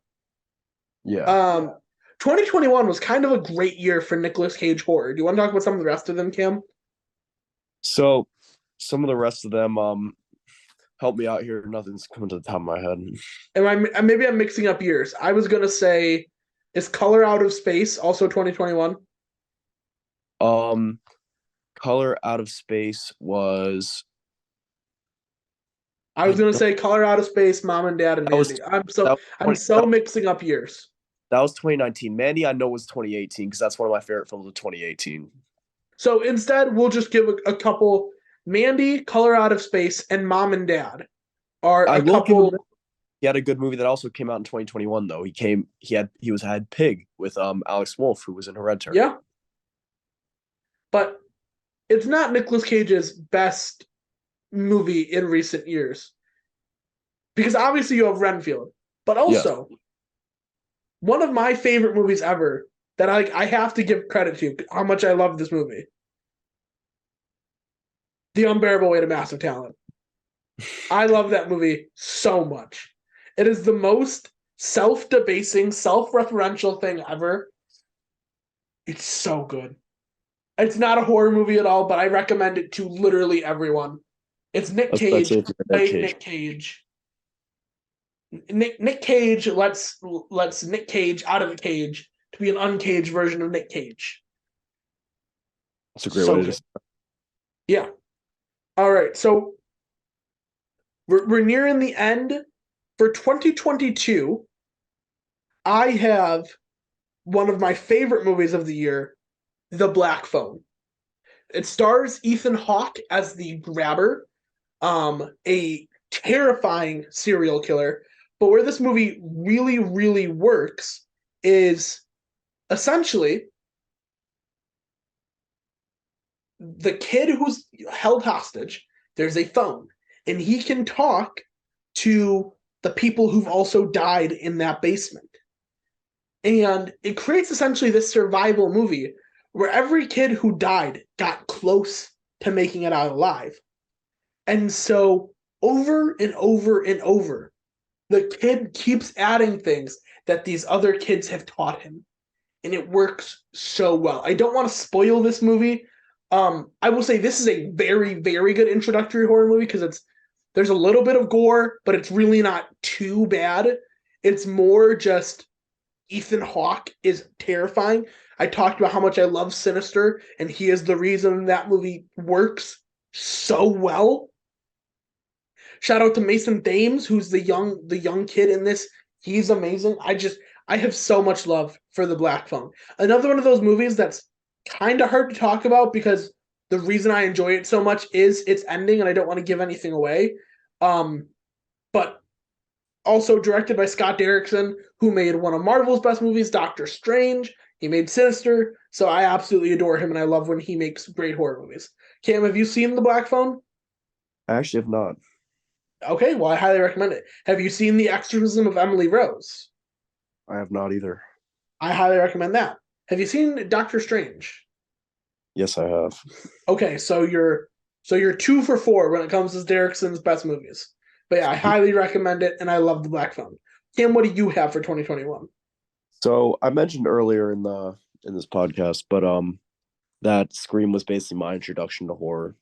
That I watched that with my dad, and so for me, it's definitely Scream. Well, it's called Scream, but Scream 2022.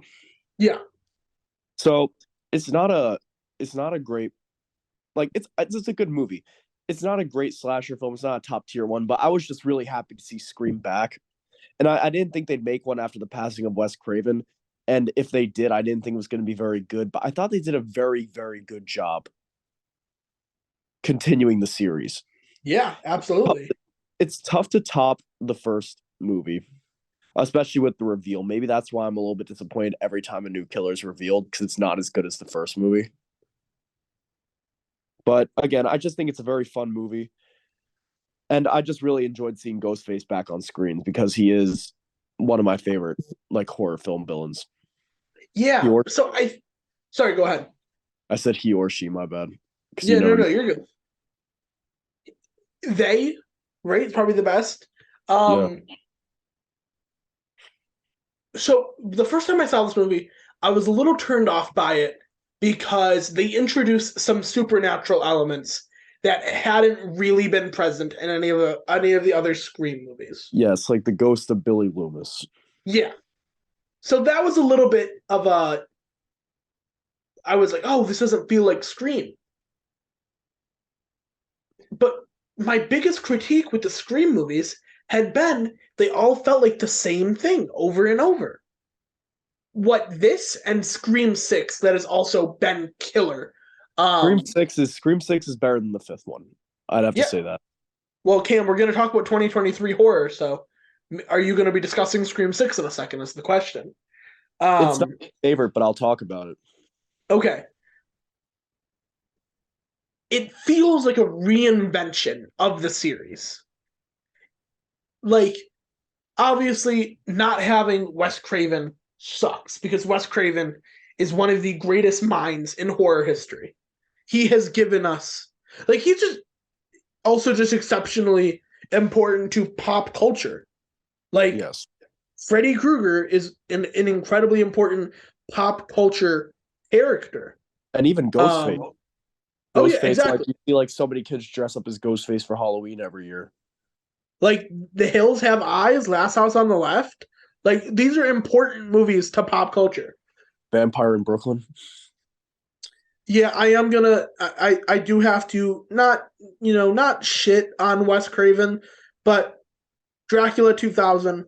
I just want to know what anyone was thinking at the time. Bringing Jesus Christ into Dracula was a bold move, and by bold I mean bad. So I do want to touch on that, but Scream 2022 is so good. Once you realize that it's essentially a soft reboot And I think maybe that didn't click in my head the first time I watched it. Like I don't know if I was expecting it to be like a continuation of the series. It's a very good passing the torch movie. Yes. Jenna Ortega is amazing in it. Um really everyone who's in it does a great job. But where the movie really, really shines, like every single Scream movie, is with Ghostface. And it's just exceptional. So wrapping this up, Cam, 2023, it doesn't look like we have too much more horror coming out this year. We've got The Last Voyage of the Demeter, which is essentially there's a vampire on a boat. It's the chapter of Dracula where the casket is on the boat. But it looks like the casket has opened up and Dracula is free on a boat, which is interesting for sure. So we've got that, and maybe Robert Eggers Nosferatu. Maybe we we don't know because people are saying like it should be done, but it's not yet. We've got the Boogeyman that I really, really enjoyed. I recommend to everybody. In a couple weeks, we have Insidious: The Red Door, and then A24 has Talk to Me, a movie that people who have seen it, I believe it's screened at where did it screen? It looks like it's screened at a film festival, and the people who saw it loved it and said it's the best horror movie of the year. So we'll definitely have to revisit our ranking, when we get closer. But for 2023, I have Evil Dead Rise. I think it's even better than Evil Dead 2013. And the reason it succeeds is because it is a bold, bold movie. So I'm going to spoil right now. Evil Dead Rise has the balls to kill children, young children. That was very surprising. It was very surprising. And when they do it, you go, oh shit, anything can happen in this movie. So yeah, Evil Dead Rise, I give full credit to Alyssa Sutherland. She puts this movie on her back. She is a mother who has been possessed by the Deadites. And this is an Evil Dead movie set in Los Angeles after an earthquake. So they are isolated from everyone. And man, it just creates this environment that is claustrophobic and terrifying. And like, this is another one of those movies that is just dreadful. It's also one of the goriest movies I think I've ever seen. And it's not like comical Mortal Kombat gore. It's gore that like it makes you kind of queasy. Like this is Evil Dead Rise is not for people who don't have a strong stomach. If you can't do gore, do not watch this movie. You'll never be able to see a cheese grater again. Evil Dead Rise, it's amazing. There's so many different parts about I could talk about that I love. I would just say two. There's a moment when essentially a person is crushed to death with elevator cables. Oh man, it just really gets you. And then there is a bunch of dead, mangled bodies contorting together to form a spider monster. And that's not something we've like. There's a lot of homages to the original series in 2013 and this one, and that's not something we've seen before. So it was really cool to see like something new and fresh in the series. And then finally, we get a Bruce Campbell, Ash Williams cameo where you hear his voice screaming to turn off the recording and to not play the Book of the Dead. And so yeah, I really enjoyed Evil Dead Rise. I give it a 4.5 out of 5 stars, so 9 out of 10. And it's one of my top 10 movies of the year. Every year I do the top 23 movies. So well, I do so last year I did top 22. This year is top 23 because it's 2023. And I know that Evil Dead Rise will be on that list. I will just say, I'm going to make a plug real quick. I have been on a quest to watch every single movie in 2023 and review them on Letterboxd. And if you're curious in seeing my thoughts on things from beautiful romantic dramas like Past Lives to schlocky red box horror like Viking Wolf, which was one of the worst things I've ever subjected myself to, I'm available on Letterboxd at capital G, capital J, capital B, RADHAMO2. So just quick plug for that. And Cam, what do you have wrapping us up with your choice for so far the best horror of 2023? First off, I respect the plug. Um, so I have the same. I have Evil Dead Rise. So again, you basically said it all. So you're stealing all my thunder here. But it's I didn't expect. Actually, I'm not going to spoil it, but it is it is basically Evil Dead but with kids, and it's surprising that they actually took that turn because usually horror movies will basically do anything to anyone above the age of like 15 or 16. Yeah. When it comes to kids, they're usually very lenient. And that's like in some like even like the grossest horror movies, they're usually pretty nice to the kids. But this one, Not in this one. not in this one at all. And when a kid does die in a horror film, they usually it's not too gruesome. Usually yeah, the kids in this movie did not get the same treatment. It's it's really bloody, really gory. If you like the Evil Dead series, you're gonna really like this movie. Yeah. I cannot think of what it would be like to be a pregnant woman watching this movie. I feel like it would like send you into labor or something. Oh no, just don't watch the Book of the Dead. I mean, Yeah. don't. No. And then Cam, do you want to talk about Scream 6 just for a little bit? Because I said so much about Evil Dead Rise. And we need your succinct movie criticism. You are Ebert. I am Siskel. I wouldn't say that, but thank you. You're Um, welcome.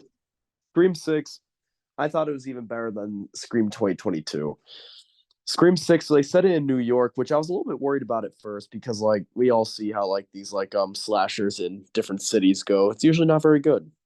Even though like Jason Takes Manhattan. I do have a soft spot for Jason Takes Manhattan, but it's not a very good movie and you don't really want to see too many films go that route. Again, like Friday the 13th, I'm okay with it going that route because it's such like a cheesy franchise. So I didn't hate it too much, but it's definitely not a good movie, and I wouldn't want to see a more grounded universe like Scream go there. But they did a very good job. This was probably the most terrifying Ghostface has been. He's so intense, so like the bodega scene was. I think you can agree, Gabe. It's like, geez, where Giving Ghostface. Ghostface a shotgun works very well. I didn't expect it to work that well, like Ghostface with a gun, but like it was really terrifying. Like if you're like in like a random bodega and then like this guy in like this dirty ass ghost face mask walks in with a shotgun. Let me ask you this, Kim. What do you think Ghostface gets on his bodega sandwich? Do you think he gets it, as the kids say, the Aki way? You're disgusting, bro. You're disgusting. But, It's hard being a comedian. Scream 6, I loved it. 2023 was one of the harder years. Same with 2022. Because 2023, we've already gotten Scream 6. We got Knock at the Cabin. That is a very good movie. Like, let's not forget how good Dave Bautista is in that movie. He's great in everything. He really is. You know what, Cam? You're honestly kind of like Dave Bautista. Definitely not, but thank you. You're welcome. Wrestlers are great actors too, baby. Yes, amen. Um, and we've also got Evil Dead Rise 2022. We got a lot of really cool new franchises, or well, not franchises because I don't think a lot of them are going to spin off. But Smile, Barbarian, I maybe Prey, depending on your views. Like I don't consider it horror. I see the Predator franchise as a horror franchise, so I'd say Prey's a horror film. Sure. Like we got so many great horror movies in these last couple of years. And good horror adjacent films too, like two films I want to give shouts to. Like I already gave one of these a shout. Actually, I've given both of them a shout, like mentioned them. But of course, Renfield. Yeah, it's not a horror film, but it's definitely horror adjacent with the character of Dracula and Renfield. So, but again, it's horror adjacent, but it's also just in the upper echelon of film. And then, as I mentioned before, with Ray Liotta's performance, is Cocaine Bear, another, I'd say, horror-adjacent film. It's definitely not a horror movie, but it definitely does kind of bring you back to those schlocky 70s movies with a killer animal. Yeah, Cam, let me ask you, have you seen the other two movies in the Cocaine Bear universe? What are the other two movies? We have Meth Gator. That's a sci-fi original. And we have another sci-fi original, Crackoon. That's a raccoon on crack cocaine. Hey, did you catch those on Sci-Fi? Are those real movies or are you like making a joke? No, those are real movies. I'm not kidding. You can look them up right now. Well, an alligator is my favorite animal, so I might need to give Meth Gator a watch. Oh, Meth Gator is honestly, we can't judge Meth Gator. We all sat through Tiger King in 2020. It was essentially Meth Gator. Joe is the Meth Gator. What's Um, the Meth Gator? I don't know how else to say it. I think what Renfield does so well, like you and I have made so many jokes about it, but what Renfield does so well is it is such a loving homage to the 40s Dracula movies, but then it updates it to what would a 40s monster like Dracula do in 20 like in the 2020s? Well, he'd probably be a sassy, campy like showman who walks around going, some call me the Prince of Darkness. Others call me the Lord of Death.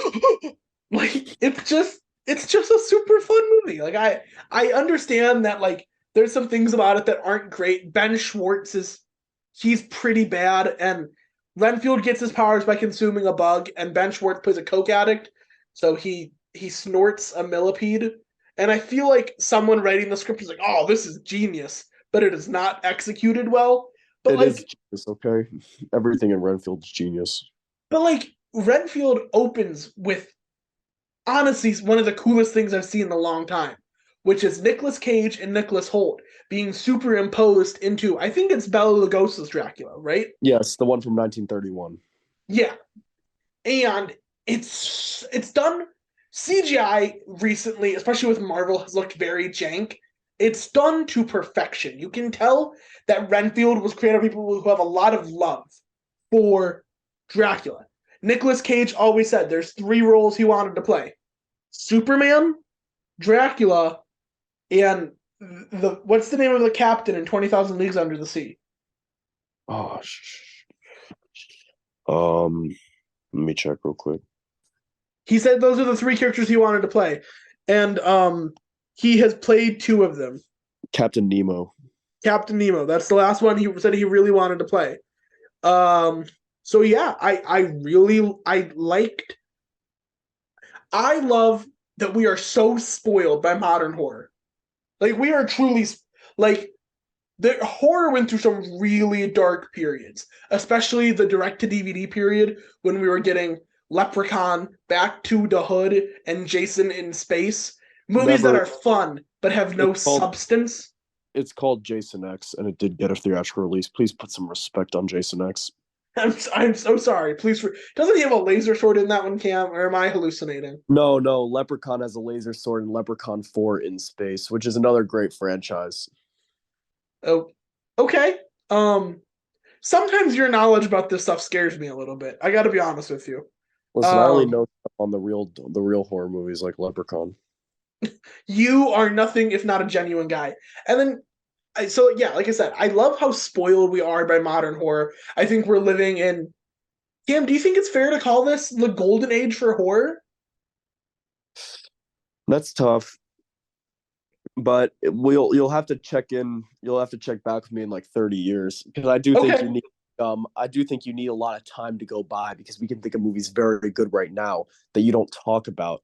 Like I think the thing that has made like the 80s and the 70s like what people believe is the golden age of horror is because they have movies that are so good, so rewatchable. We're gonna have to see if not just our generation holds on to these films and loves them, but the generations after us and the generations after that generation love these horror films because I think that's what keeps well, especially like film.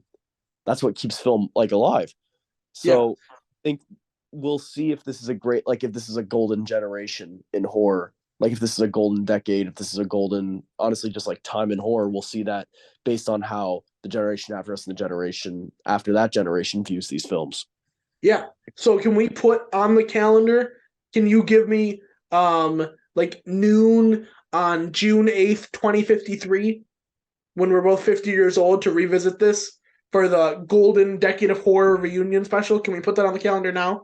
30 years in advance? Does that work for I, you? I think I'm busy. Dang it. 50-year-old you never made time for me. And that's why I fell out of love with you. Wow. Um, Cam, do you have any modern horror movies that you want to give an honorable mention to before we go? Any that Like you're like, modern Just any horror movie from the 21st century that you're like, hey, this movie isn't perfect, but I highly recommend it. Leprechaun in the Hood. Actually, like kind of an underrated movie, but yeah, the title's misleading. It's actually a decent movie. Okay, well, I will give two. I want to say 2021's Candyman. Yahya Abdul-Mateen is amazing Okay, in it. that's a They great film. brought Tony Todd back. It's really fun. Produced by Jordan Peele. And then there's a movie that I'm trying to remember the name of. Oh, Hush from 2016. Yes, Hush from 2016. Very scary movie. Very scary. Directed by Mike Flanagan. This woman is deaf and she is being stalked by somebody and she doesn't know. She cannot hear it. And it's I'll sorry, go sorry, ahead. did not mean to interrupt you. Continue. No, no, no, go ahead, buddy. No, no, I was gonna talk about a different movie, but Go ahead. please, damn, I'm sorry. Um, nah, I finally found like Leprechaun in the Hood was a serious one. I actually think that's not a bad like it's not a great movie, but it's not a bad movie. It's worth a watch. But another movie that I feel like has a bad reputation, but Hostel Yeah. movie from movie from the 21st century from 2005, I believe. Um, again, not a great movie, but I think it's solid, and I think it's more than what people have than the stereotype the movie's been given. The movie kind of is known, along with Saw, which is another movie unfairly stereotyped, as those two movies were the start of torture porn. Saw is not a torture porn movie. Saw is actually a very solid movie. That's not at all like its sequels. And Okay. Hostel while there is torture and there is a lot of nudity, which is kind of parts of the movie, especially the beginning, are very sleazy. I'll say that 100%. It's a very parts of it can be very sleazy. I think it's a very good movie with a very scary concept, and I think that you might just think it's all like nudity and torture, but honestly, the ending is pretty satisfying. So Yeah. I guess I will close with one more. This is no one talks about this movie, and it's a tight 87 minutes, and it's got amazing visuals, cinematography, and an atmosphere. Gretel and Hansel from 2020. It mm, is it I is haven't a seen it. mo- it is an adaptation of Hansel and Gretel, and no one talks about how fucking terrifying that that story is. Nah, that story scared the shit out of me when I was little. And so yeah, Gretel and Hansel, full plug for a movie that knows what the story is and leans into it. Critics were like, this does nothing to, there's no plot twists, there's nothing here that we don't know. Yeah, because it's a childhood tale. So you know what's going to happen. The question is, what's going to happen in the meantime from Gretel and Hansel getting to the candy house and Gretel and Hansel burning the witch alive? And they do some really fun stuff in that meantime. You're right. There isn't any like significant plot twists. But it's a really scary adaptation of Hansel and Gretel. This is not a movie I would show to like someone to like get them into horror because this one sticks with you for a little bit. Creepy. Creepy, creepy. Cam, do you have anything you want to say before we go? Thank you for having me on the show. Hey, of course, buddy. I love you. I'll tell everyone to check out The Boogeyman. It's in theaters right now. Super enjoyable Stephen King adaptation that made me scared to eventually check the closets for my kids one day. I'm like rethinking that now. Like maybe I tell them to check it themselves. Yeah, You know nah, what I'm saying? my kid needs to check the closet. I'll tell you it's time to be an adult. Amen. Amen. Because if the boogeyman's gonna get him, I don't have to outrun the boogeyman. I just have to outrun my kid. And that's what matters. So I'll Yep. just say keep it tuned to the review crew all year for more horror reviews. We'll see you next time.